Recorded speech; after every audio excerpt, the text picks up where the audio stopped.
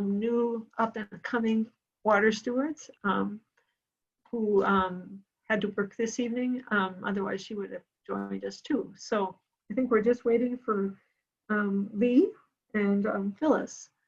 So I wanted to introduce those of you who might not know Angie Hong. She'll be co-facilitating this meeting tonight. So thankful because she's very adept at this process and experienced, and also a real partner in the process of education. Do you want to just say a little bit about yourself, Angie, to introduce yourself? Sure. I know some of you already. I coordinate the East Metro Water Resource Education Program. So it's a shared partnership hosted by Washington Conservation District. And Ramsey, Washington comes partway into Washington County. So they're one of our partner watersheds in the program. And we also have our own Washington County cohort of Master Water Stewards. So, you know, for example, Anna and I have worked together for years and years and years, but we do also have, you know, like our own cohort of people that are all up and down Washington County. So we have a little bit of overlap and a lot of collaboration that Sage and I do outside of Master Water Stewards as well. How many do you have right now? Technically, I have 20. 20, okay. Yeah, we had 3 rounds of stewards. We had grant funding to get 3 rounds of stewards trained, and now our grant funding is done, and so we probably won't be training any new ones unless new funding comes along. So, yeah. Right. So I think most of you know each other, but I think we'll still go around and say our names and the city or the community that we live in, just to start it off, and then we'll step into the rest of our program tonight. So you've heard from Angie. You all know me. I'm in my new persona of I'm presently sitting in front of Minnehaha Creek, which is just down the street from me. It's a lot warmer to be by the creek when I'm inside than outside. I've had this creek behind me all year. And the water is continuously renewing itself. So anyway, Phil, why don't you go ahead and introduce yourself?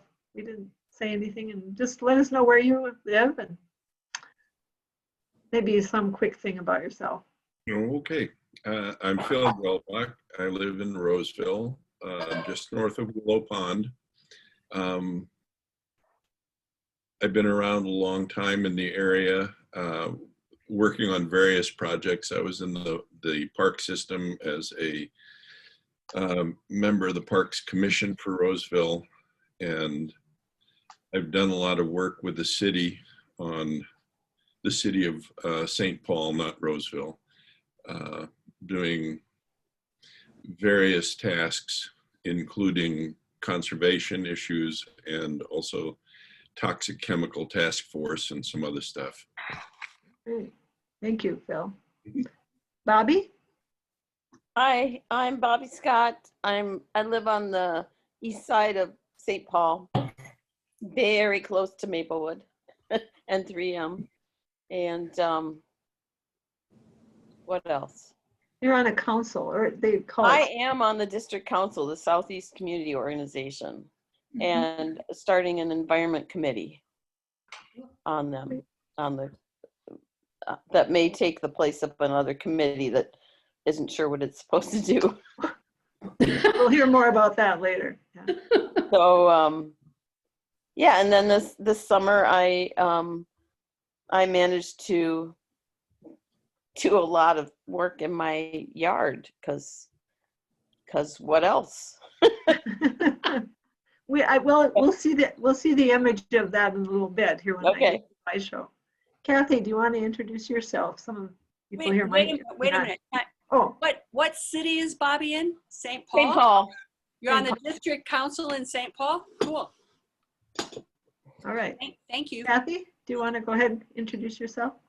So I live in North St. Paul, and I've been working with Sage, and primarily we were doing education stuff until everything kind of closed down. So I became a planner and a planter and a weeder this summer with Sage, trying to keep some of those rain gardens going.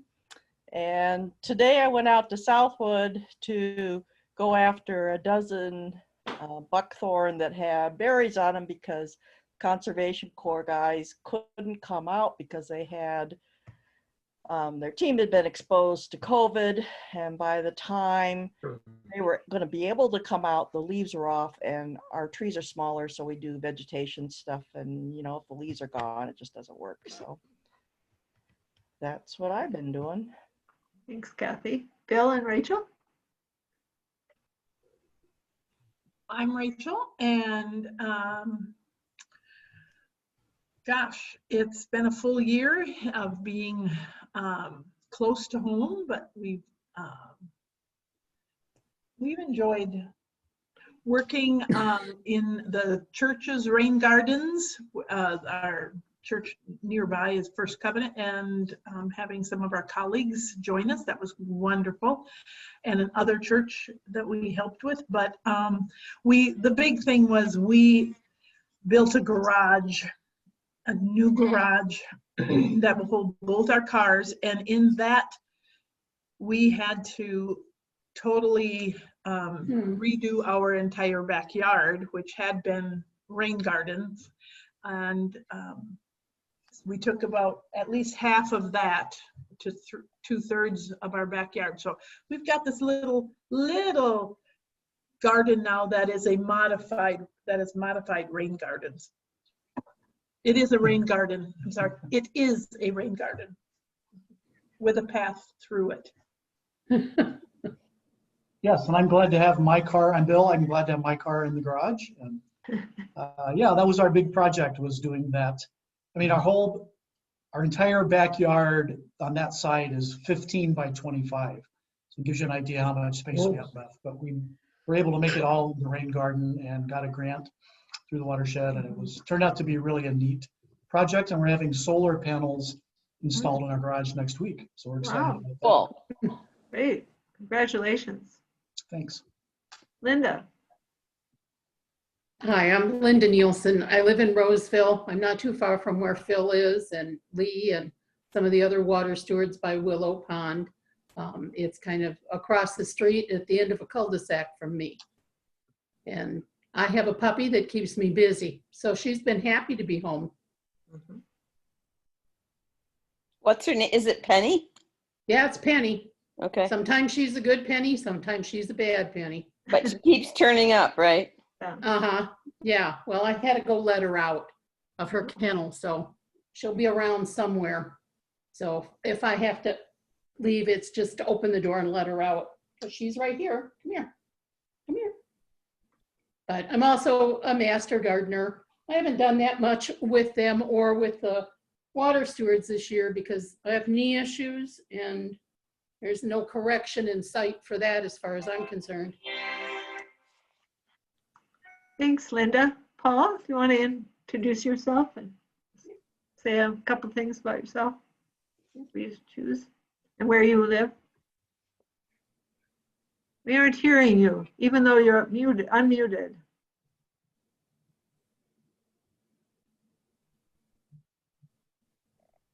Is that?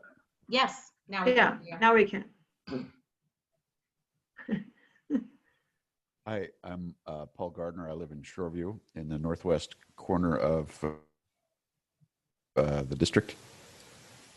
Over the last year, I was working with the city of Shoreview because they always have people calling in saying their water bills are too high and they don't know why. And so as part of my water conservation advisor bit, we worked out a deal where they sent out letters to the top 100 water users in the city. Maybe it was 50. I can't remember, but we decided if we got 10 people to respond, we'd be happy. And then they also got some other calls. Anyway, so they would ask me to go out and visit and just walk through some of the reasons why their bill might be high. And it usually had something to do with sprinkler system that was programmed to operate at 2 o'clock in the morning every other day without fail, whether it was raining or not. And that tended to resolve the issue. And so the Clean Water Fund that I work with in my day job supported the Met Council to provide some municipal grants for irrigation controllers. I know Woodbury's done that quite a bit. Mhm. So people have been taking advantage of that to reduce their water use to something reasonable. People were wasting more water than my house uses in a year, or they're wasting in a month. You know, in the summer, as much Wow. water as we use inside in a year. I mean, just incredible. So that was good. I did plant a few things last summer and this summer at the wetland area in Snail Lake Park, and that's really blooming wonderfully. It's just a complete transformation and great job by the district. I haven't done any other projects. I did sign up to adopt a drain last year and this year, and the wind kind of took care of everything. But you A couple of weeks distributed. ago, but in a townhouse development, yeah, redistributed. But in the townhouse development behind me, they have these Rubbermaid 55-gallon drums that store salt by those communal mailboxes, you know, that have 20 mail things in them so that people wouldn't slip. But the truck or whatever, when they dropped it off, dropped like a gallon or two at every spot. So I went around walking my dog with a dust broom looking silly to the neighbors and sweeping up all the salt. Good for But I you. did some math, and I think if I used the math right, you know, it avoided contaminating something like 18 to 20,000 gallons of water. That's a story, Paul. You've got a lot Really of things awful. numerically recorded that make a big difference. And over all the 4 years or whatever you've been involved, we've really Yeah, there's appreciated leadership. all these little things. And if my friends at the Recycling Association ever have leftover rain barrels, I know what I can do and get those out. Yeah. Just on the home front, we had a concrete and timber deck that was falling apart, and we had always wanted to replace it. It's probably 30, 35 years old. And so we worked with, was it Outdoor Lab, as well as the Watershed District to rebuild for stormwater. So we had the thing sloped towards a dry creek bed. So when the water hits the deck, it goes this way and then goes forward into a rain garden. And then 2 downspouts feed into my rain barrels. And then the overflow goes into drain tile into the rain garden. So my neighbor to the east is just, I'm sure he scratches his head every time and says, what in the hell are they doing over there? That area where we had the bee lawn sage, we replaced it with just fescue. Doesn't surprise me why you would want to do that either. Yeah. It hasn't come in strong yet, but it will next year. Yeah. And then we went solar also this Great. fall, but we won't have much production until the spring. And we have a ground source heat pump already, so we're trying to see how close to net zero we can get. Sorry, that was a lot. What, I No, have a it's good. question. Go ahead. Who'd you contact for the heat pump? Well, this is probably 7 or 8 years ago. Massman Geothermal is who the successor company is. MASSMANN. I think they're in Ham Lake. Okay. Anna Barker, can you hear me? She's off in her. It's your turn to introduce yourself. Thanks. Anna Barker, Woodbury, Shoreview. Hi, Paul. We see each other so much with that grandbaby. I've been a master We have water dogs steward. we have dogs who are friends. My grand dog, yeah. I've been a master water steward since 2016. And Linda, were you part of my cohort with Stephanie Wong? Or did you come after that?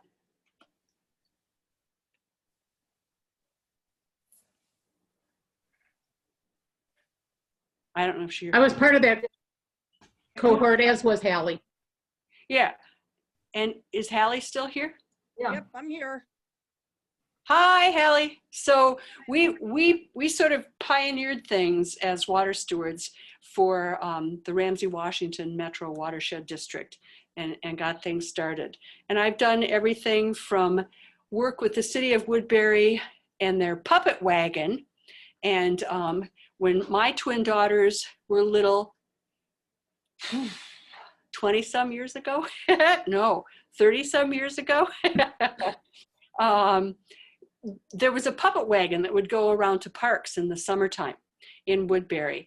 And the piggybacking that I did with the city of Woodbury with Stephanie Wong for part of our capstone for education was to work with that captive audience of people who were already at the puppet wagon, but then after they were done with the puppets, and we got them to do some water puppets, we had a captive audience, and Stephanie and I went out and did education for all of the little kids in the audience and taught them about where your water goes and how to turn it off when you're brushing your teeth and all those fun things. And then worked with the families about their lawns. So we were sort of ahead of the times with all of the lawns to legumes and rain garden installations. And I also am a master gardener. I've been one of those in Washington County since 1991.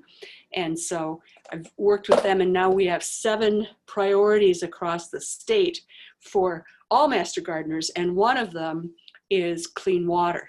And so everything that we're doing to connect up the buzz with pollinators, we're bringing together. And my big project this year in times of COVID has been to stop the erosion on the hillside that is right at the beginning of our big bike trail that goes around Carver Lake, which just got a huge new stormwater rain basin area and a redo on the entrance to the park for all of the Minnesota off-road cycling people who I'm also working with on anti-erosion control. And Angie and her handsome young son were out, and we did the, what did you call it? It wasn't a scavenger hunt, was it? It was a Water pollution mystery game. A mystery game. It was, that's why I can't remember it. It was such a good mystery. Yay, Angie. And so we've been connecting the dots in Woodbury all around, from the door knocking water steward that Angie has trained in the South Wash watershed district, because we've got 3 watershed districts here in Woodbury. And so Lee, you'll appreciate this. One of the water stewards from South Washington County has taken over working to help put in a green space, a nature space for the elementary school and the middle school, Lake and Middleton, which are on the southern edge of Woodbury. And they're putting in rain gardens and trails, and Angie can tell you more about that. So my heart still belongs to, you know, education, and all of this hardscaping stuff is cool, and we need it, Paul. Yay, yay, yay.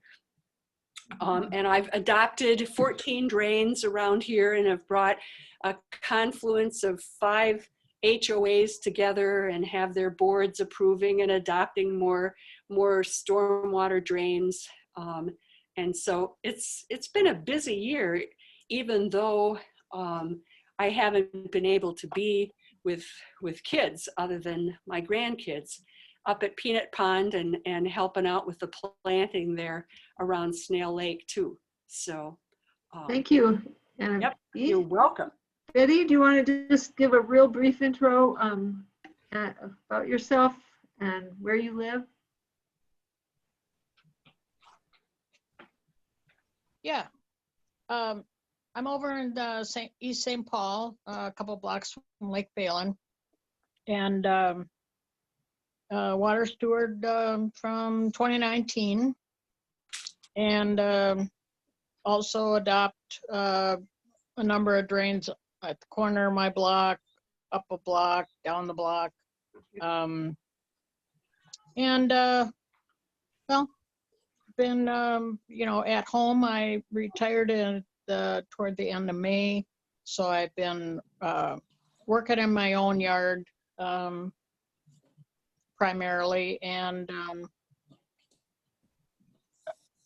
on walks with the dogs, taking pictures of bumblebees at Lake Phelan and bumblebees in my yard. And that was kind of my summer. Awesome. That's about it. All right, thanks, Betty. Lee, do you want to introduce yourself? Oh, I was a little bit late. I'm sorry. I'm always working on how to get my computer going. Glad you're here. But, yeah.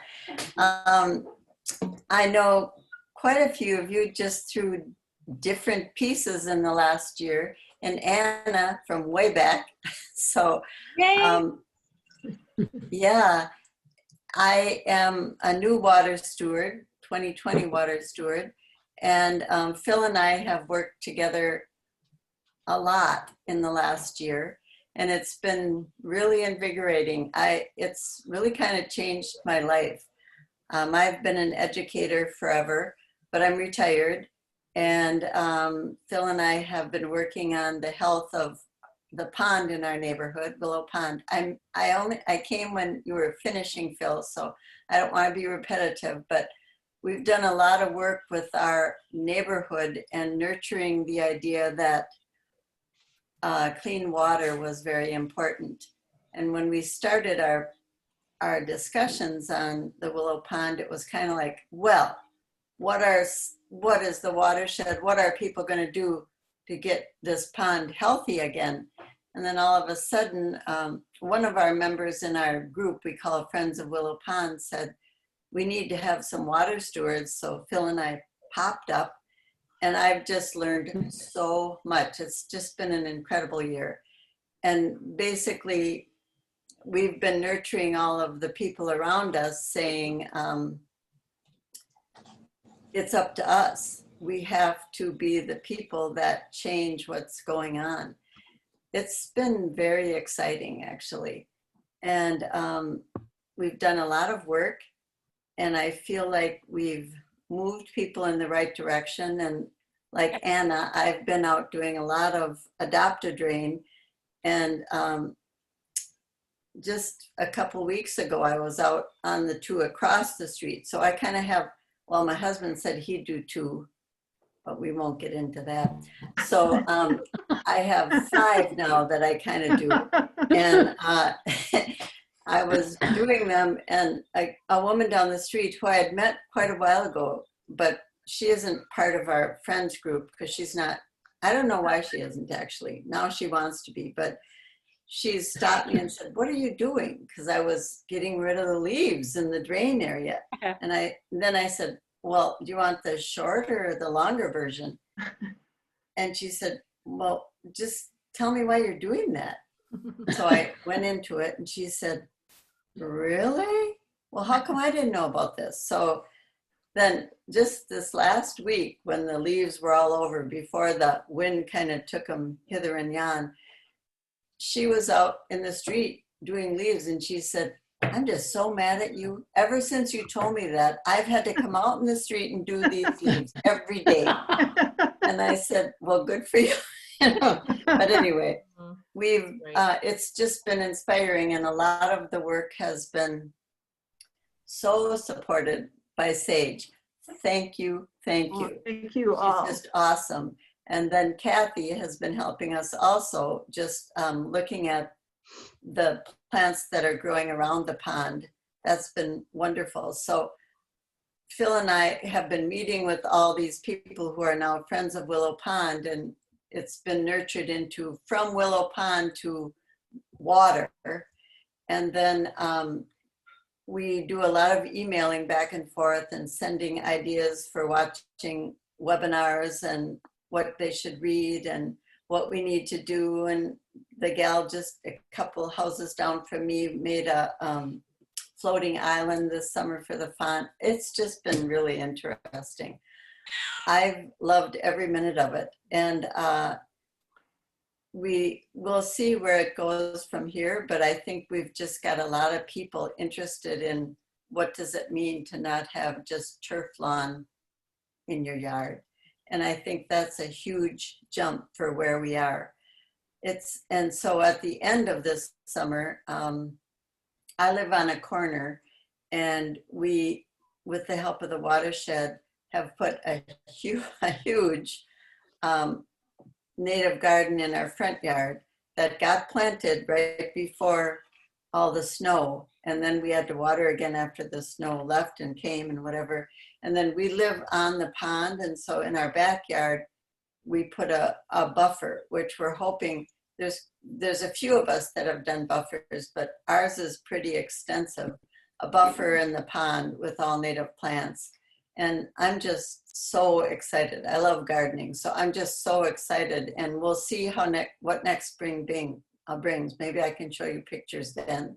You'll see some today, Lee, because after everyone finishes, we've got a slideshow. So well, I know, but my garden is just nothing in it yet. I mean, there's plants, but you can't tell. They can see the scale of it, though. Yeah, but so once we got the front yard in, my neighbors, you know, they know I'm kind of a fanatic about this now. So they walked by gently and they said, now what are you doing? And I said, well, this is a native garden. I will talk to you about it more next summer, but it's all native plants that will help with pollinators and help clean water because of their roots. And I'm amazed how many people want to just stand there and let me blab like I know something. So it's been very interesting. So we'll see. I hope my gardens work next summer. We'll see. But we've done, I think Phil and I have done a lot, and Phil's done a lot with just connecting to the community and the city. And so I was a part of Roseville Schools for eons of years. And I've also connected with them because the district center of Roseville is on the other side of our pond. And I want them to buffer up. But once the COVID started, you know, we kind of quit having meetings. And I said to the school district, okay, I'll give it to you for a while, because they're just, you know, if you know anything about schools right now. But they're right on the pond, and I want them to make some buffers. And then I want rain, you know, they're supposed to be making rain gardens. It's a long story, and I've connected with the science teachers at the high school because I want the students to be part of this. So we're moving along in the right direction, I think. Great. Thank you, Lee, for all your hard work. Stuart, do you want to give us kind of a shorthand version of your year? All right. Well, I have Pan behind me. He's not doing anything, and I think you've already seen Juno a few times. He's somewhere else right now. Well, the main thing was Sage helped get a rain garden in our front yard. We no longer need a lawnmower. The backyard has been gardened since, well, 44 years ago. And I guess I started cleaning our storm drain when we moved into our home. We're one house away from the corner, but clearly there was a storm drain there that must have gone into Lake Phalen. We live just on the east side of Phalen. So I'm a 2019 with Betty and Bonnie. I guess one of the things that's been fun this year, since the August adventure of getting the 400, 500 plants that Sage and I picked out and got in the ground. I volunteer for Friends of the River, and they've been doing a Kernza thing. So I'm baking now with Kernza, which is a very, there's like 80 acres of it that were planted 2 or 3 years ago that stays in the ground. You don't have to do anything other than harvest it. and its roots are ridiculously deep. So I would encourage you to look for some Kernza. It is unique in what it does to your bread or other baked products. Where would you find it? Oh boy. And could you spell it? Because I didn't quite, I don't know. Kernza. Kernza. Google University of Minnesota, Kernza, and that'll get you there. Or Friends of the Mississippi. I don't. Right.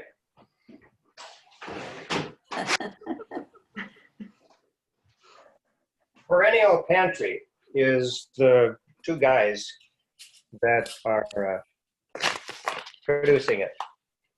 This is the grain, and then I also have the flour. So there you are. That's the company. Cool. I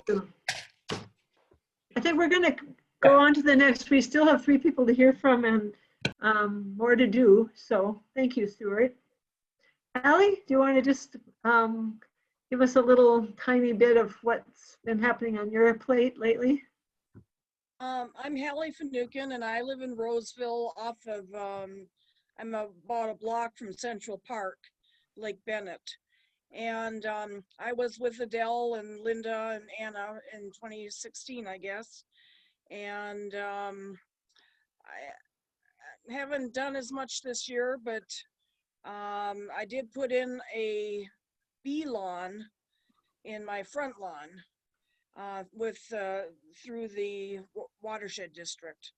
And so been kind of watching that grow and get established. And so I think that's kind of it. Great. Thank you, Hallie. Michelle, are you there? Yeah. Yep, I'm here. I'm Michelle. I live in St. Paul on the east side near Lake Phelan. And I haven't done a ton this year. We worked on... I'll challenge you on that with how many pictures of you are in my slideshow. We worked on a rain garden at one of the churches nearby. Our Redeemer, is that what it's called? Yeah, you did. Yeah. And then I helped out a little bit over at the church that Bill and Rachel go to, and consulted a few Lawns to Legumes grant recipients. But yeah, that's mostly, I think, what I worked on as far as Master Water Stewards, or sorry, Water Stewards goes this year. Yeah, and sorry, I have my camera and microphone off a lot because I have a cat that is super active at this time of night. And so I'm constantly just trying to stop her from like knocking over potted plants and, you know, causing problems. So I just don't want you guys to be distracted by my like shooing her and yelling at her. And Michelle, you made a big job change, you know, and scored a different job during COVID, which was kind of a feat. A miracle. Yeah. Yeah, I used to work at the, through the Science Museum of Minnesota, there's a research station called the St. Croix Watershed Research Station. I used to work there, and while they were shut down, I found another job with the state of Minnesota at the Department of Ag, doing like water testing in their lab. So, yay! And you get to bike to work, right? Well, maybe not now, but. Oh yeah, I biked today. I'm excited that I biked a couple days last week and it was snowing on both of the days I biked. So it was adventurous, but this week I'm looking forward to a less adventurous commute every day because there's not going to be any snow. So. Good. Thank you, Michelle. Idale, do you want to just say a couple things about yourself? Okay, I'm Idelle, and I live in Roseville on the north side of Lake Bennett, just across County Road C in a condo. The Watershed District put in a large rain garden for us. Unfortunately, I don't always have control because the board doesn't necessarily understand maintenance, but anyway. And as you know, I'm a joiner, and I'm a member of Do Good Roseville, Resilient Roseville, Volunteer Parks and Rec, a Earth Keeper with Associated Methodist Church, and also Circle of Peace, which is racial reconciliation. And one thing I'm really glad about is that, as Sage knows, I've kind of advocated to drop the master part, and they dropped that from the name. I'd like to see, I'm a naturalist too, and I'd like to see it just nature steward. And I would hope, in Missouri, I was a master gardener, but I'd like to see them be a garden steward as well. When I proudly announced to the Circle of Peace, there's at least 2/3 Black folks there, I thought they would celebrate with me, but I saw they wouldn't, they didn't, their faces didn't look happy. And afterwards, the meeting, I tried to explain that it wasn't bossy, it was volunteer and helping. But I found out that with my white privilege, I didn't realize that the word master has such a toxic meaning to Black folks. And so I have been advocating that we drop it. And I really think steward is the most wonderful word, you know, water steward. And it could be nature steward and garden steward. I know there's a tradition of the master part, but I don't see many Black folks amongst our group. And I would like to see more, because I think they, in their neighborhoods, which, you know, we should integrate as well, but in their neighborhoods, they need to be involved too. Thank you, Idel. I appreciate your comments and your introduction. Thank you, everybody, for sharing your stories. And hopefully this helps kind of connect us, even though we're all in our own little separate pods at times. I'm going to move forward to sharing a slideshow that I spent way too many hours on. But it was a labor of love, because I realized, you know, in the past, I haven't done that, or maybe I did a shorthand version, but by compiling it and looking at the intricacies of what you've all been doing, and I've missed, of course, many of the things I didn't have visuals for, it just made me really happy and see what the cumulative accomplishments and commitment that you have all been putting forth this year. It feels to me like this is the year where things really came into focus. And especially as we're dealing with the crisis of COVID and community disconnection. And there's still, you know, I can tell just by our conversation today, there's just a lot of energy and love and creativity in this group. And I don't know where I would be without you right now in my work or in my communities that I'm involved in, because you are the solid ground. So thank you for all of that, and the flowing ability to adapt and change. So here's my gift to you of the visual gift of what I've captured of the things that you shared, or the things that I've caught on camera. And I'll share my screen. I can remember what to do here. Big green button. All right. So I don't have to do anything but go forward, right? Is that true? Yep. Once you're sharing, are you sharing yet? I have to see where I hit share. The big green button at the bottom for share screen. All right, I'm gonna find that. There we go. There we go. And then I just click on the share. There we go. Yeah. All right, and then I can.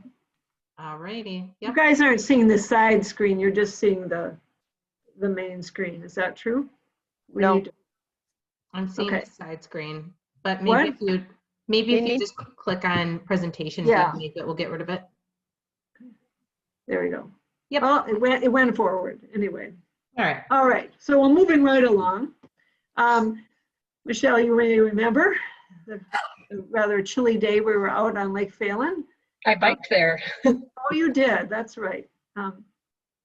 Where we were doing some smart salting education, and I won't narrate this whole thing. I'm just going to start it out because I want to move this along. So I'm not going to talk unless somebody wants to throw something out. But anyway, just take it in. When was this? That was I believe in February. We've been involved in Phelan Freeze Fest for the last 3-4 years. First this year. It was the last day in February. What? It was the very last day in February. Okay, yeah.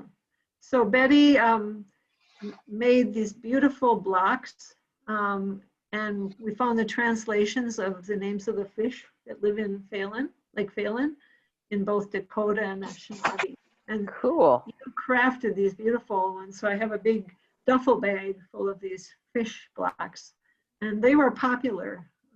And Betty had a lot of conversations with the people who were at the event using those blocks.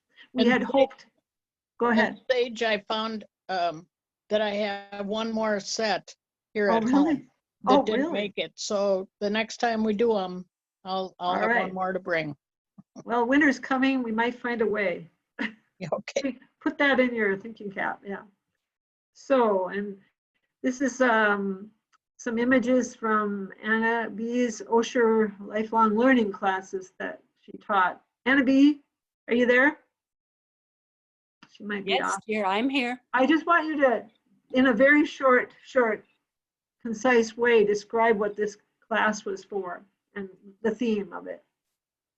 The University of Minnesota has a program for lifelong learners through the Osher Foundation. And they asked, after I had done some water activities with a group, if I would teach a class. So I created a class and called it The State of Our Water in the Land of 10,000 Mostly Frozen Lakes. Because as you all know, we've got aeration because of carp and pollution and all kinds of things. So it was well attended. It was at my old homestead, the Wilder Foundation in St. Paul. And we did a blend of show and tell and science and art, and the freshwater staff, Carrie Fisher, is it Fisher her last name, Sage? She's their main scientist, and now she's the lobbyist for freshwater. Oh. Yep. And so Carrie Jennings. Thank you. Yeah. She came in and did a wonderful presentation of the science of water.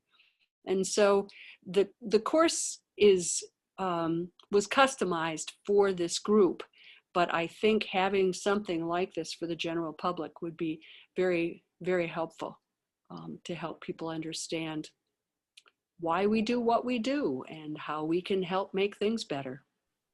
Thanks, Anna. Yep. And here was an element of it, the water bar. I brought water from Little Canada, you brought it from Woodbury, and I got some tap water from the office or someplace like that, and used that as a conversation piece like many of you have done. So we don't have Phyllis here, but she was part of a seed planting with the St. Peter's School. That's a school that you'll see in some images in the future that's had a really large pollinator garden. And we've done many water education programs with that school, including groundwater education. Their water is North St. Paul, comes from groundwater, and so we've done a comparison of water and done a water bar in their class for the last few years. Of course, we haven't been back there since we got those seeds started, but I did hear from their former teacher when we were out there, you'll see a photo, that those seeds that we planted, she got them planted in the spring or the early summer, so they didn't go to waste. If you want to say anything about this, Rachel, you were so helpful in setting this up, the plant giveaway. You want to add anything to the image here? Well, it was, Sage called me on Thursday. And talk about last minute. On a Thursday, and said, I've got all these seedlings, and do you have any events at your church? This is in the midst of COVID, that we could give them away.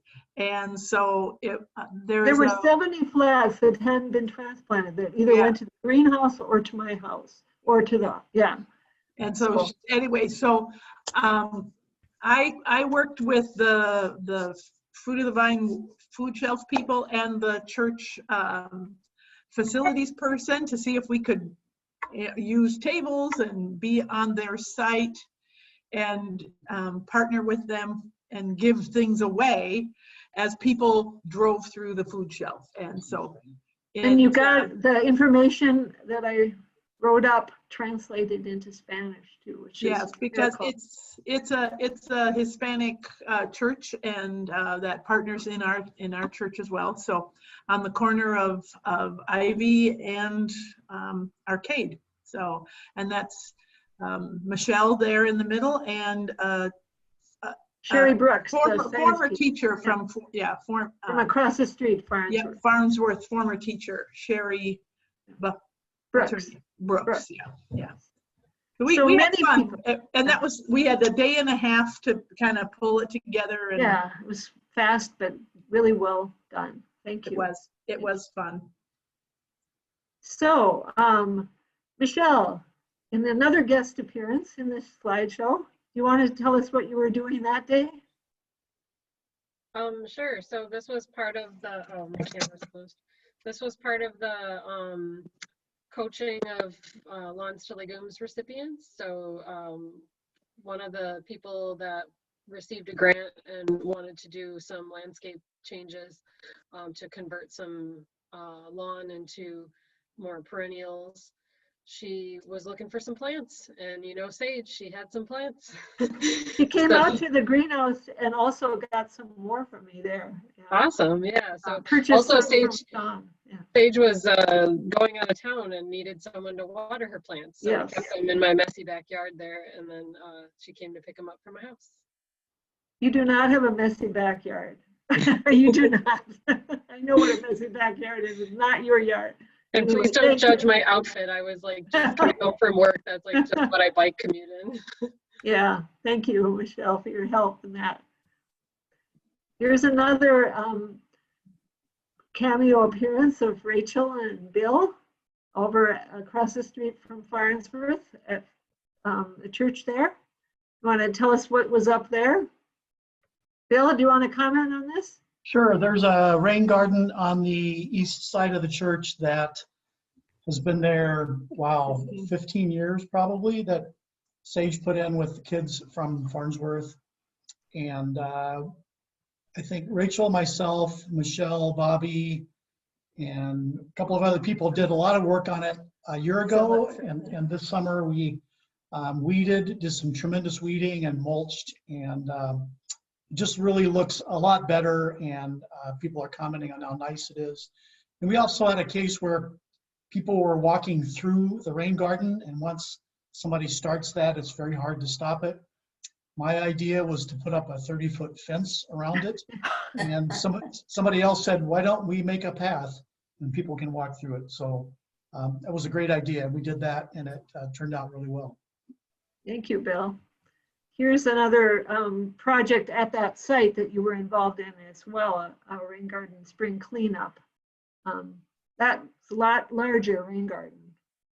You want to say anything about that, Rachel? Or yeah, this is on the church property. It's on the Arcade side of, and it's very large. It overflows frequently because it takes so much water off of the church roof, and yet it does its work. It's a workhorse rain garden, and it gets overgrown. It's probably at least 5 or 6 years old. 10 years old, yes. We worked a lot with Linda Nielsen on this one as well back then, and so that is Chris Coons from Cap Region in the blue, and Phyllis was there, and by the signage is Notorious Michelle. Thank you for your hard work. Ubiquitous Michelle. She just comes for the pictures.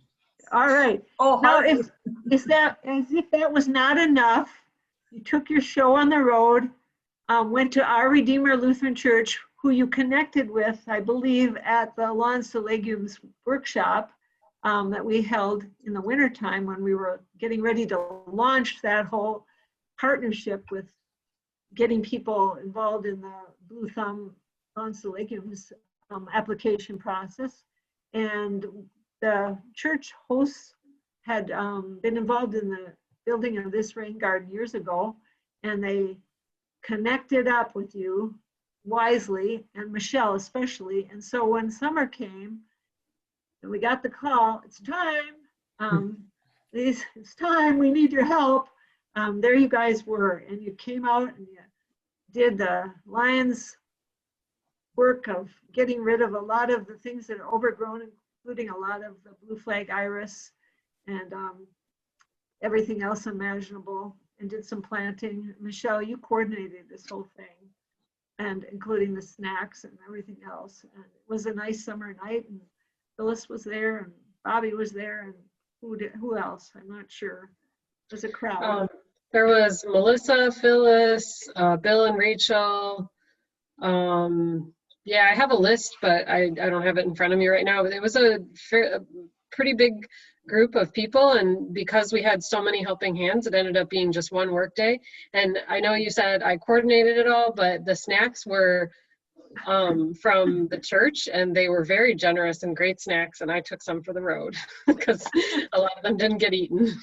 Yeah, and this church has gotten awards for this garden. Linda, you were involved in the design of this rain garden, so we're just glad to have the continuity and the support. You know, and they appreciated it a lot. So thank you, everybody, for your hard work. And there we are after we're all done and looking a little saggy, tired, but satisfied. We've accomplished what we set out to do. The guy on the left is the church leader. And if COVID hadn't happened, I think they would have had a neighborhood grant for the lawns to legumes in that area. There was a lot of interest, but then that folded when the city of Maplewood pulled the plug on the Nature Center. So Anna B., you rose to the occasion and pumped me so I could get some plants out to Trinity, and worked with your compatriots to do a bunch of work out there even later into the fall. So thank you. That's my sagging six-pack. By the time she's 40, she's but these are demonstration rain gardens for maintenance and to protect the Tamarack Nature Preserve, aka swamp. And so we've been doing rain gardens at my church since 2007. And so this is the last hurrah, and it's the song that never ends. It just goes on and on, ends. But it's a beautiful garden, and even though we, complain about some of the issues, it's quite beautiful. And the butterflies there are stupendous. The swallowtails and the dancing between them all. It's really fun to be out there and see that happening, because there's a lot of pollinators all around on your grounds. Well, the interesting thing now, my goal, and Lee, you know this, it's replication and dissemination. And we want to not just have things be done for ourselves or our own churches or whatever, but it's how to be a role model and how to leave a legacy. And so the work that Stephanie, my partner in the— who you see in this next slide. Right, here she is. What we want to do is to get the city of Woodbury up to speed with how they should maintain rain gardens, how they should do signage, how everything should have educational component in the budget. And so it's an ongoing project, but it's like the Field of Dreams and Kevin Costner, build it and they will come. Teach them and they won't be able to regress. And Lee, you know that it's you said that you have wooed them, moved them to, and I think you meant wooed them. And Bill, you're sitting there with your arm around Rachel and keeping her warm. We need to have that kind of collaboration and connection, and and love and caring for the earth, and that can only happen. Children only know what we teach them. And Idel, you have to be taught to hate, so you have to be taught to love nature. And this is what we're doing and why we're doing it in Woodbury. And then we want to lift it up as a role model for other cities and other communities as well. I'm just going to give you a little taste of what Stephanie worked on. She's been involved in the Tamarack Nature Preserve education and raising this up as a beautiful area. We've partnered with the city of Woodbury for many years on tours, but in more recent years, the Friends of the Fen have really taken on a leadership role. And so thanks to their encouragement and partnership, the city of Woodbury rebuilt the Tamarack Boardwalk this summer, early fall, actually right down to the last, snowy day. And so in the background, Stephanie was working with the city to get wayfinding signs created that were designed by her and then, tweaked by the city, as well as informational signs. And then right during the cold spell that we had this fall is when we scheduled a self-guided tour. So there weren't as many people as we wanted out there, but now we have it so it could go back out. And we were using a lot of the ideas that Angie Hong has used and done in these kinds of sites to involve the population and people, even though we couldn't be there to lead them around. All right. So on to the Roseville team. During the summer, we held every other Saturdays until we got into August, and we're meeting as a team to kind of brainstorm because a lot of people were working during the day. Or so you see the team of Sam and Adam and me and Phil putting together a lot of different ideas, hatching all sorts of things, which Lee gave you a good sense of a description of some of that. And one of the things that came out of that was an invitation to that had been put out to me the year before, and it was just sort of gestating. And then we proposed to do a tour, and so we decided to do it around Willow Pond. And of course, COVID had hit by then, but that didn't stop these hardy League of Women Voters from going and exploring this area and the different features and the projects that were emerging around there. And because of COVID restrictions, Lee gave her speech from the balcony. It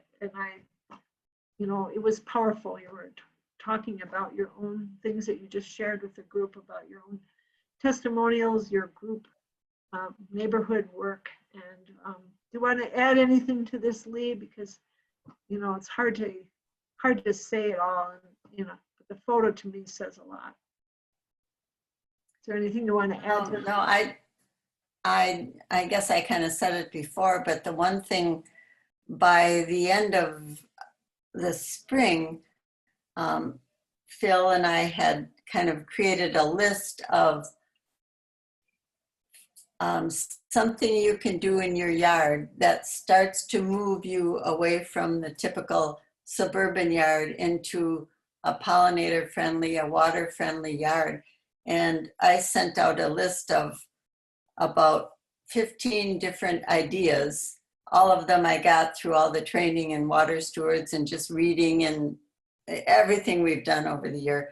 And I also gave that list out to the League of Women Voters, and we asked our group to do, if we could have them do at least one thing in their yard this summer from the list. And I think we were successful.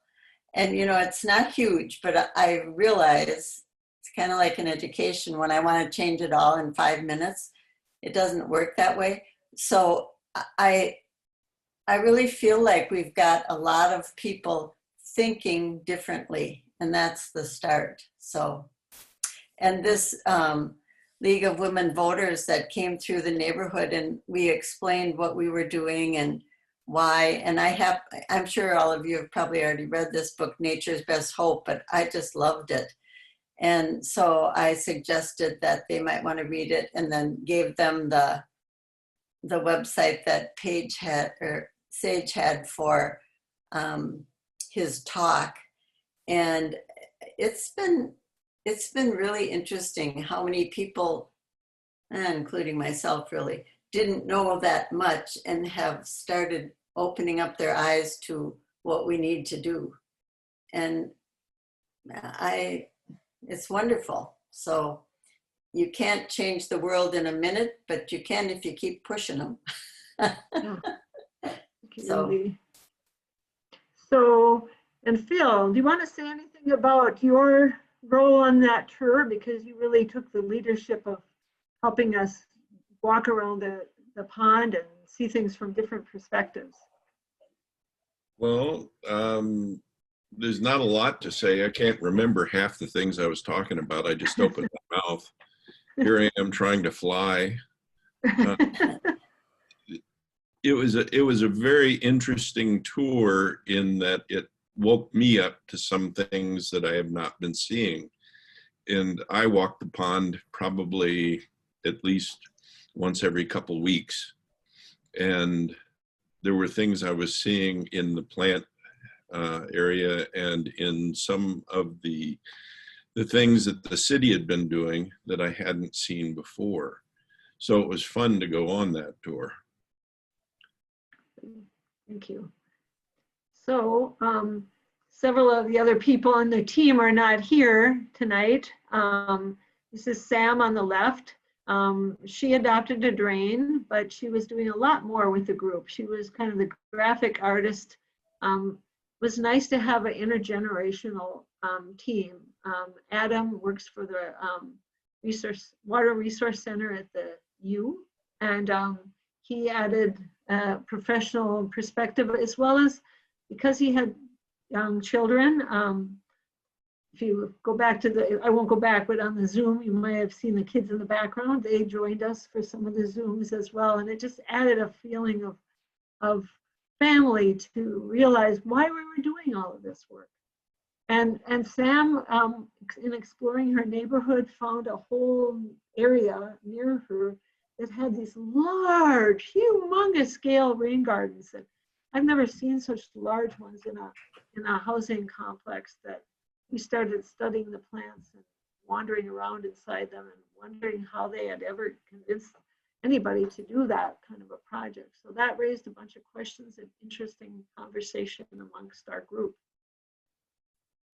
And these are some of the prototype signs that Sam started developing, and we had a session where we said, okay, we got to get something ready, something we can get in the ground, get printed, and then cold snow and rain and everything hits. So I'll be working this spring to get these created in a physical form that we can start using them and distributing them. And there were several other designs too. So we spent a lot of the earlier part of the summer kind of playing with those. Phil had a lot of experience in the publishing arena and learning how to, be more concise and yeah, they're really good looking. I like these.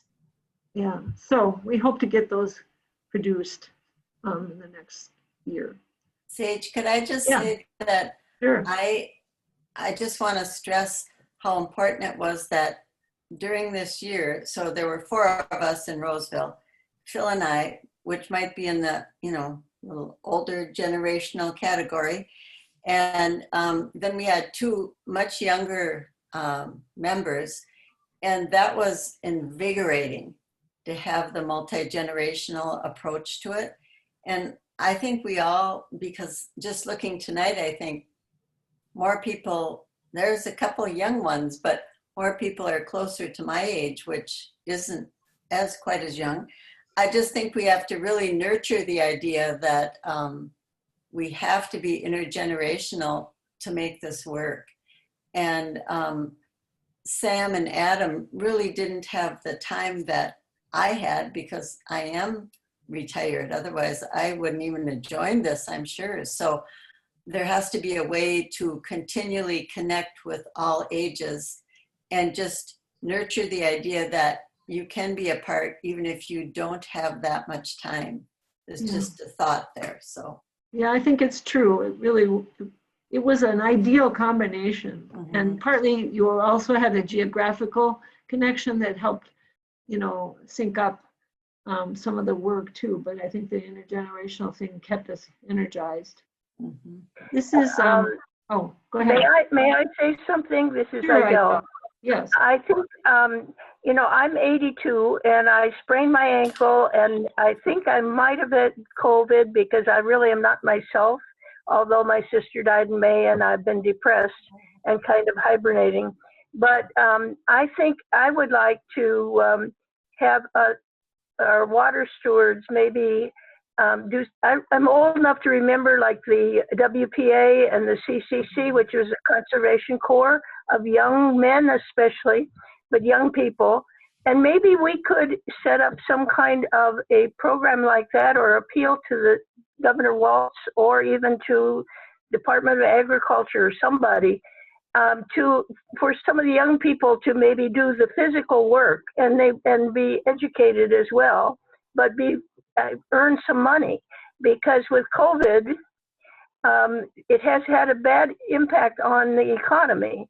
And the young people also, you know, when the weather gets better, or even there might be some things to do in the winter, it's good to be outside and get exercise too. So this was an idea, you know, since I know physically, I'm not really up to volunteering very much at this stage. We have the Minnesota Conservation Corps, and we have National Youth Corps, and the Met Council has its own Green Corps. And so we have these things already, Idel. They're doing good work. Yeah, well, maybe we could cooperate with them somehow, and also though with some payment, so we pay some young people that really need it now. Yeah, I agree with you. There's a lot of need there, and there is future in collaboration like that. We've got some partnerships that have started like that, but I think you're right that the financial part of it is an integral piece of it. And I'm learning that, you know, through our watershed partners, through our Blue Thumb collaborations, that the organizations that have hung in there that are working with youth, we do need to support and do need to collaborate in order to help them stay solvent and stay active. Speaking of collaborations with schools, this is again Stephanie, who came out in the background tirelessly working every week. Michelle is a former teacher in the back who started this whole huge pollinator garden before pollinator was even a word we were using as a vocabulary word very much. And we went back to do some work because every summer I try to get back out there. Turns out both of them live in Woodbury, and it was a great way for them to get introduced to each other.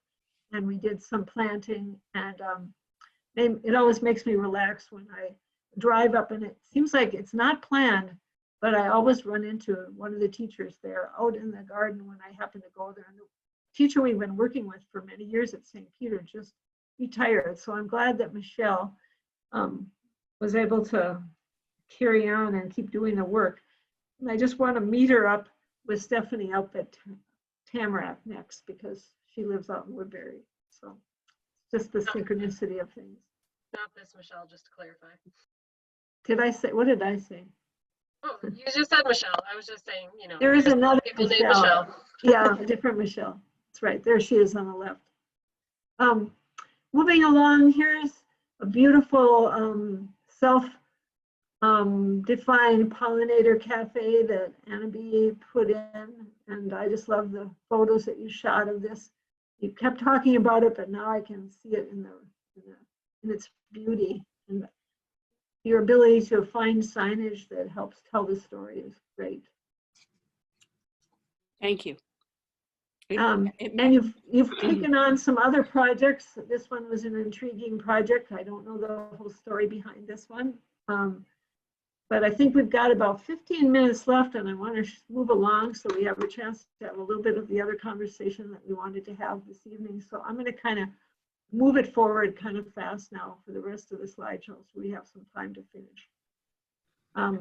Another one of your projects, one of the Carver Lake Rain Gardens, but I do love your quote: collaboration, communication, and cooperation between HOAs takes a long time, but after our first rain garden, folks are starting to get it. Build it and they will too. I'm going to send this photo and the description of Betty's front yard makeover that she worked on this summer. And I didn't even know this was going on, Betty. Plus, I didn't have a chance to add the photos of the rain barrel. This came kind of late in the game, but I'll send the whole description out. You and our Shoreview water steward have a lot in common with the water conservation theme and the attempt to be more resilient in the way you water lawns. Thank you for Stuart and Bobby for your cleanup at Ames Lake. We were trying to get another one going. I know you asked if we could do one this fall, and I kept thinking, okay, now we'll make a run for it this week. No, we'll make a run for it this week. Then it would snow, and I was disappointed that we didn't get a chance to do it because I have people I think who would help. But spring, if we don't get out there sooner. Of course, the pollination garden at Farnsworth always needs thistle removal, and also always needs tree removal. Thank you to Rachel for coming over and capturing those, and Betty for going out to Woodbury. And you know, I was lying in one of the adjacent rain garden inlets trying to get the trees out of there. So much for contracts of maintenance for these large-scale rain gardens. It takes people power, and I'm glad you've got muscles, Betty.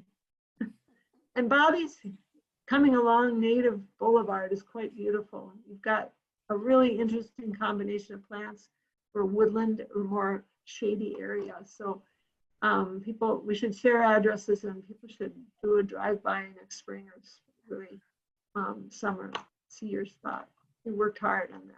And you have more in the other parts of your yard too. I do. Yes. We don't have Ann here, but her shoreline restoration went in this summer. There's another section of it too. I didn't include that photo. And then Stuart, moving right along, here's some vision. It starts with a vision. Just have a normal turf front yard. Your backyard is completely more sustainable. And you said, just starts with a story, but I can't believe how complex your design became when you realized what you had to do to determine which plants to go in. And you hung in there, including our trip to the nursery to pick up the plants we couldn't get. And then planting the plants that the contractor didn't do, and making this complete. Thank you, Kathy, for coming out and helping us finish off this project, or more or less finish it off. I guess there were a few more things left after we left in the rain. So, and again, all my many thank you for everyone who was involved in the Snail Lake Regional Park restoration. Honestly, we would not have completed that project. We'd still be out there planting in the snow if you hadn't come and helped, because we had planned for 17 classrooms. You don't make that up real easily.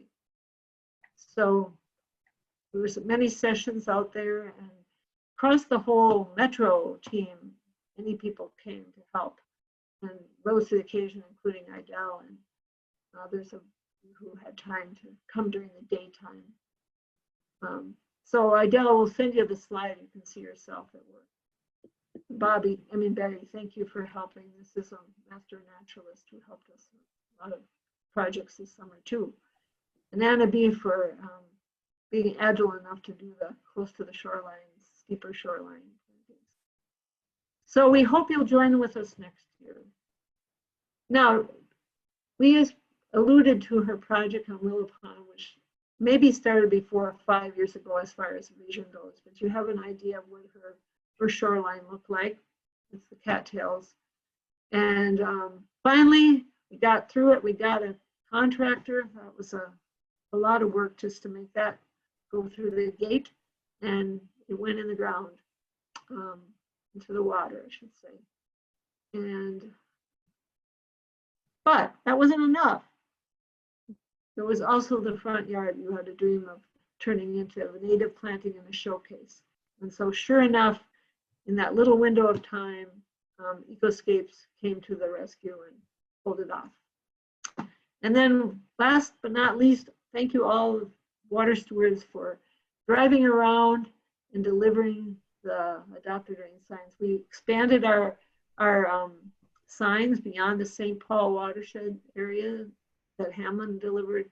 and got 168 signs out all throughout all of our other sub-watersheds, other bodies of water. So we have some visibility now. So thank you, everybody, for all your hard work.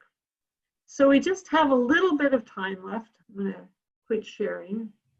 And I guess what I wanted to hear from people is, number one, maybe we can do this by email, but so what are some of your needs in terms of education for this year that you'd be interested in getting? And then, Angie, do you want to ask the other question that we kind of focused on for conversation? Yes. So I'm wondering what is giving you energy right now, or what project are you excited to work on in the future? So this can be popcorn. We don't have to hear from everybody. Yep. But if there's something that's giving you energy right now that you're feeling really excited about, or something that you, has sparked a, sense of motivation for the coming year, tell us about it. I want to get rid of more of my grass. Right, that we're connecting lawns to legumes with water issues. Okay. And lawns to legumes is now going nationwide. It's being replicated and disseminated. And so the more we can piggyback water issues on kernza and legumes and water issues, that's a biggie. Yeah. I mean, we would like to do our front yard and lawns to legumes. Okay. My one piece though about that it's not exciting is the term legumes. Because I think you constantly have to explain, and it doesn't make sense to just a passerby. Sure. Or to, and so I guess it's not mine, but I think just like we changed it to Minnesota, I think words are powerful, and it's not inviting. I think it puts people off because they don't understand, and that's all. But we want to do it. It's also very political, Rachel, and the key legislator who started the program, that's her baby, and she did not want the legumes word dropped, and that's why we've got Google and smartphones.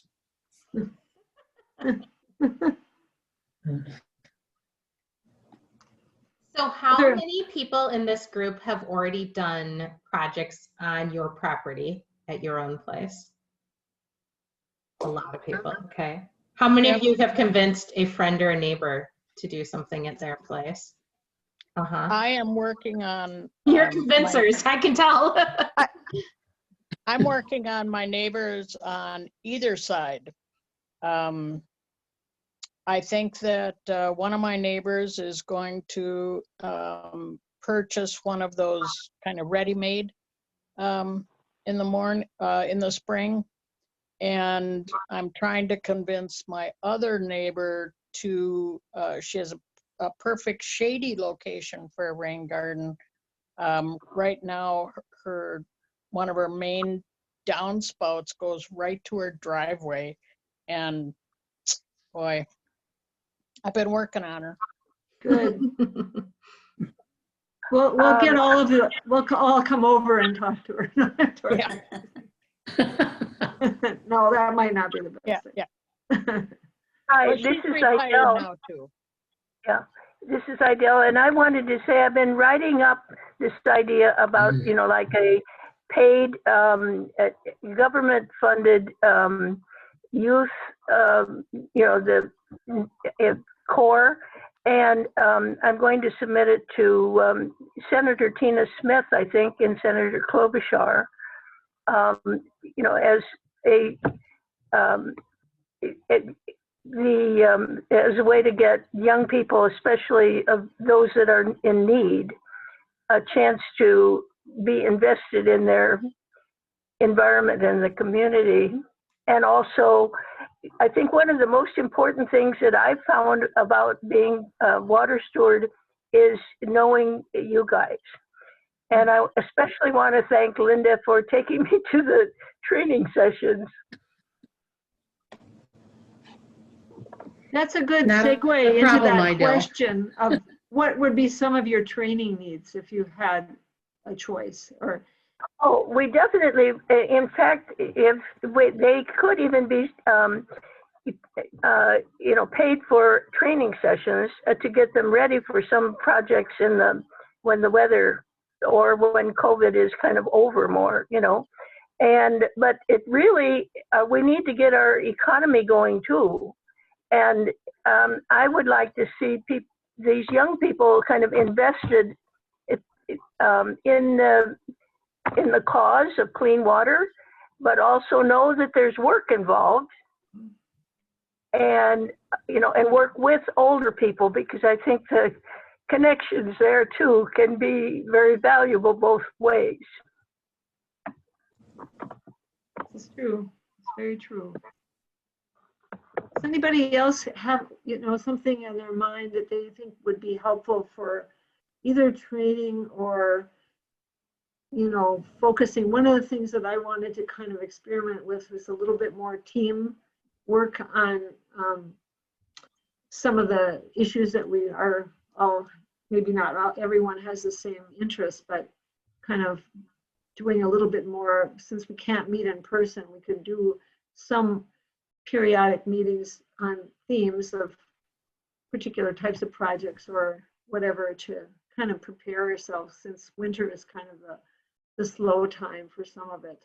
It's not slow in terms of the smart salting, which I have a lot of interest in, and not so much just the general public education, but some target audiences with that, because Bobby's got her hand up, Sage. Okay, I didn't see that.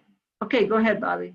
I think we've talked about this before, but if I were going to do a B-lawn, we've talked about different ways of preparing, and getting rid of your grass, and how, I'm reluctant to put plastic down because I don't want to kill the good stuff that's in the soil, and so I'd like to pursue that, find out. I mean, I've just figured, well, I'd just rent a sod kicker and actually just take up the sod. But anyway, that's something I'm curious about, is something that'll preserve the good stuff in the soil, and you still get rid of the grass when you're prepping for a bee lawn or something else. I think I would say that same thing. I think more real learning on what does it mean to put in a bee lawn. I mean, my husband's ready to take out the rest of our turf lawn. That's it, he's done. And Paul, were you the one that said you took out what you had as a bee lawn and put one thing in, but I missed what the one thing was? I think that would be interesting to have more education on, is all I'm saying. Did you say that, Paul, or did I miss something? Well, we had a bee lawn, but then we took out about a third of it in order to do the new rain garden, and then the rest of it was just fescue. So when the outlet for the rain garden goes into the fine fescue, which just it's the greenest grass on the block. Okay, so you ended up with just fescue. And then somebody, I can't remember who it was that I was talking to, that, and maybe that's what you're saying. I'm being very naive. I'm just saying I don't get it yet. Had long grass that was so pretty, and you hardly had to grow it at all. I mean, you didn't have to mow it except for like once a year. I don't know if that's fescue though. I can't remember what it was called. It's like a no-mow turf. Something like that. But I just think more of that education would be good. Yeah, there's low-mow varieties, and usually they have 3 or 4 different species in them. So it will have some of the, like a different kind of fescue in it. And yeah, I'm trying to remember some of the ones. Yeah. But would you call that a bee lawn? I mean, I'm mixed up on what's a bee lawn? What should I put in? I want it to look halfway decent, and I don't want to mow it. And I want it to be natural, you know. So I think I could talk more of my neighbors into switching over if I felt more comfortable about my knowledge, which is pretty not so good yet. Makes you feel any better? I put a bee lawn in a couple years ago, and I still feel that there's a lot of things that I can't hear you, Michelle. Oh, I'm not muted anymore, right? Can you raise your volume up at all? I think that affects how loud you sound to me, not how loud I sound to That's you. good. You're good. Maybe I was just blocking the microphone. You can hear me good now? Sort of. Keep talking. Keep saying what you were saying. Finish what you're saying. I was saying to Lee that I've had a bee lawn for a couple years now, and I still am learning and figuring out what it looks like each year. You know, I feel like it's a kind of a new thing, and it's not going to be the same everywhere. And so don't feel bad that you don't know exactly what it's going to be. If you ever want to come look at mine, you're welcome to come on over to Duluth Street. I have a lot of pictures also of what it's looked like, but it has changed over time. Some years it's more clover, and some years it's more fescue, and you know, some years there are times where I'm disappointed in the amount of flowers. Like, I think the point of a bee lawn is that there are flowers to feed the bees. And there are times when there aren't that many flowers, but hopefully it's at least good for water quality, and that I'm not, you know, adding fertilizer, or, you know, it's nice not to have to mow as often. So there are definitely perks, and mine sometimes grows long and has that wavy look to it, which I think you were referring to, which I think is really cool.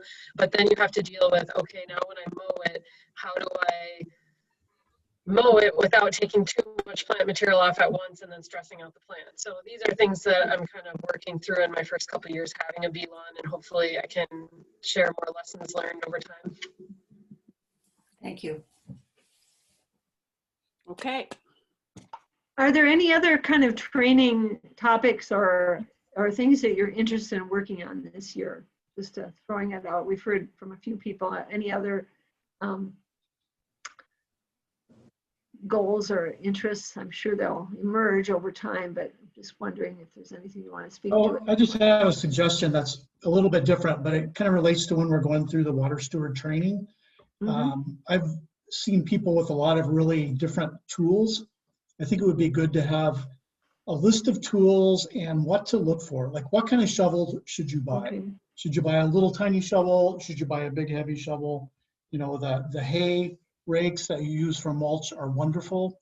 And it wouldn't have to be very much, maybe 10 items, but say as you go through your, you know, go through your experience as a water steward, if you're going to buy some tools, here's a guideline of what you should look for. Great, good idea. Linda has always been my go-to to give me ideas about that. You know, yeah, people have from their own experiences, and Anna B too. You've got your special things. Say, A trenching shovel is my best suggestion. Kind of, training or project ideas that you're interested in exploring this year that you want to share. We'll pick up on this after the holidays, I'm sure, but I just thought I would put it out there and appreciate all your time, because we're at the 7:33 mark, but just thought it's been so wonderful to have everybody together, and it's just rare. say, quick comment.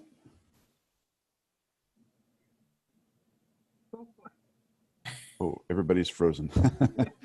Well, compared to other years, people are going to be more anxious to be ambitious with their yards this spring, I think, than they have in the past. We didn't know that we were going to have a lockdown last winter, and so I think people are just itching to get out and they can't go anywhere. So I think people are going to be more receptive in the next couple of months to new ideas, and so we ought to strike while the iron's hot. But in terms of training, I'm not sure we really know how to do that. We rely on our